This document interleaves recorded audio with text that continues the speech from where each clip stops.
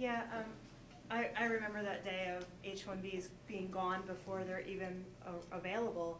And when I was in a corporate recruiting position, I didn't even want to look at the student candidates because I saw it as, I'd really like you, we'd bond with my company, we'd have a year, we'd train you, and you would leave. Because there's no way we would be able to guarantee getting an H-1B. I know that George Bush cut those numbers in half. Is there talk of those increasing, or is that not as big of an issue anymore that you can get those? Well, they did. The numbers did cut in half. There was sort of a temporary bump up during the late '90s boom, and then basically the legislation expired, and they went back from 130,000 down to 65,000 per year. They did add H-1B visas per year for the world, and they did add another 20,000 visas in 2004. I think, as both these gentlemen have alluded to, it's all so tied in and tied together and confused with things like... Yeah, like the congressman from Detroit asked me, how do you justify visas when we have 13% unemployment in Michigan? And I'm like, oh God. Yeah, well, that's another issue. I mean, well, but that's what they're thinking. And I mean, particularly an odd question for Jason's proposal, because it creates jobs for Americans. Right. So it's, and by the way, anybody who's looked at Detroit recently, they could definitely use some immigrants. And I'm from Detroit, just so I actually know. I'm going to actually spend all week next week in Detroit. Their biggest problem is everybody's left, and they have huge urban blight. So I mean, but I got a great house to sell for 10 grand. Yeah. you pay me 10 grand? No. Yeah. Oh, wait. Well, and I'll make one other comment. Last week, ABC News posted a story about an Israeli entrepreneur who started a company, had 9 people working for him, and then his visa got turned away, and he was the one running the company from his French couch via Skype. Once this made the news, I think within 48 hours, he got an unsolicited email from the Immigration Service saying, "We've reconsidered your decision, and perhaps you can come back in after all." So some of these things, I think it does.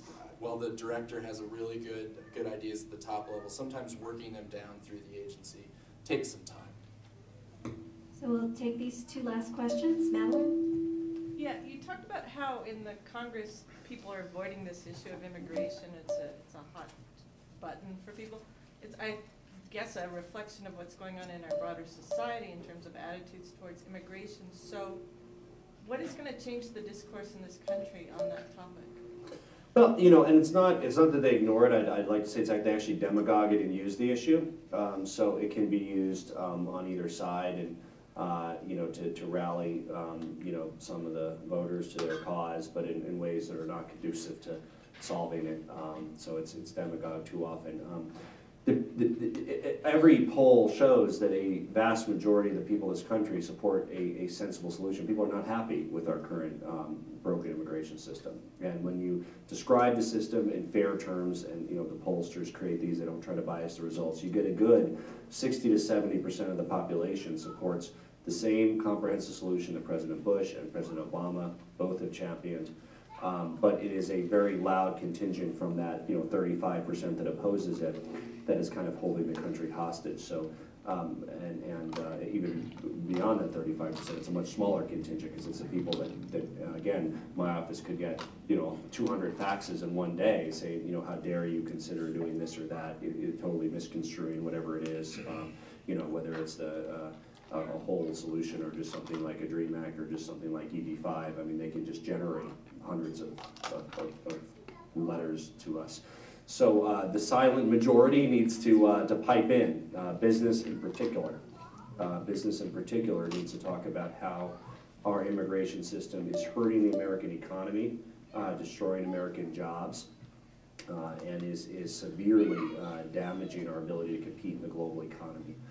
And again, businesses, leaders have been responsible in this. I mean, they've always advocated it, but they need to elevate it. So, I mean, the national chamber needs to elevate this, frankly. I mean, I'm sure they're on the right side of the issue, but it's, number 7 or 8 after they get through their litany of their first few, which are the ones they use all their lobbying on. Same with other national business groups. Tech industry has elevated it a bit, that's good, but again, that every industry across the board needs to elevate it and say, this is a huge concern for us, and it needs to be number 1 or 2, on everybody's agenda.